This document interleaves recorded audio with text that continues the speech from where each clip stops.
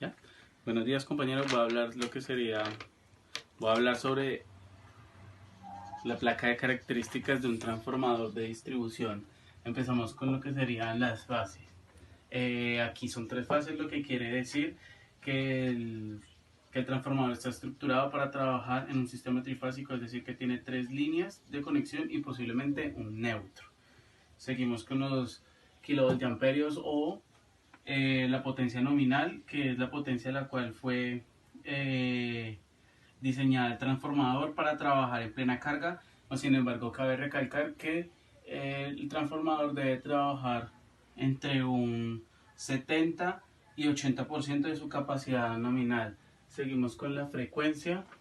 Eh, la frecuencia es la cual está diseñada el equipo para operar de una manera óptima.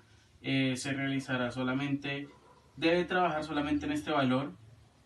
Conectar el transformador a otra clase de frecuencia distinta ocasionará de que trabaje de una manera irregular. Seguimos el número de serie. El número de serie es el dato que proporciona el fabricante para identificar para identificarlo en sus registros, o se utiliza en casos de garantías o para llevar un control del equipo en una planta. Y este dato hace como identificar como único el transformador. Luego sigue lo que sería la tensión nominal, la tensión nominal, que es el voltaje nominal del diseño del transformador.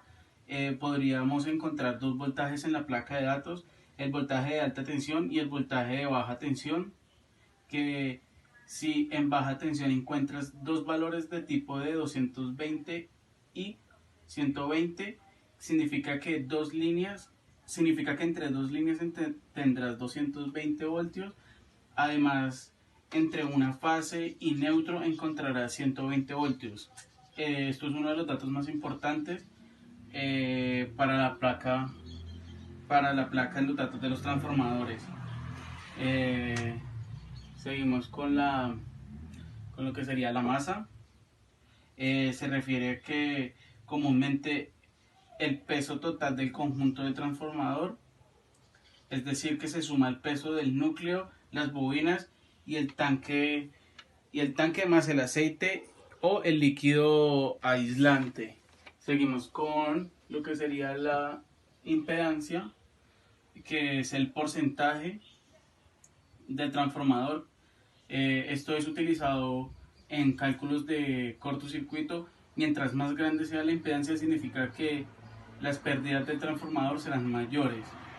Seguimos con lo de la elevación de temperatura, que esto es como el valor al cual fue diseñado el transformador.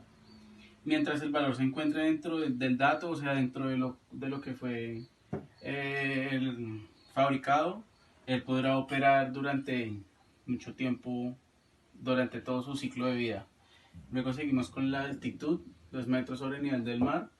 Eh, Esto es básicamente como sobre el nivel del mar en el que puede trabajar el transformador. Y ya que hay algunos transformadores diseñados para zonas más bajas y otros para zonas más altas. Bueno, la cantidad de líquido aislante, que es la cantidad de aceite que lleva, por decir, es el transformador. Seguimos con de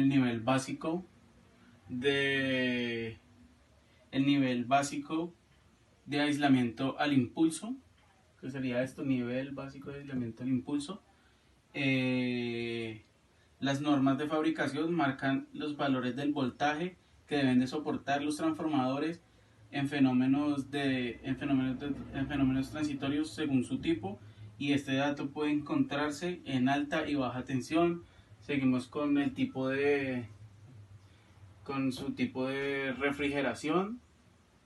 ¿Dónde está ubicado el tipo de refrigeración? Bueno, el tipo de refrigeración es el método de refrigeración que utiliza el transformador para mantenerse dentro del límite permitido.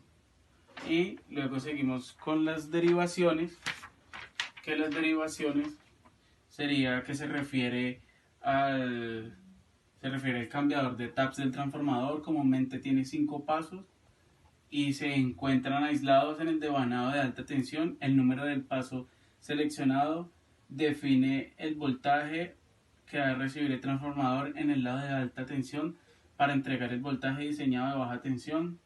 Seguimos con los diagramas vectoriales y diagramas de conexiones. Bueno, este es el tipo de conexión que tiene internamente el transformador.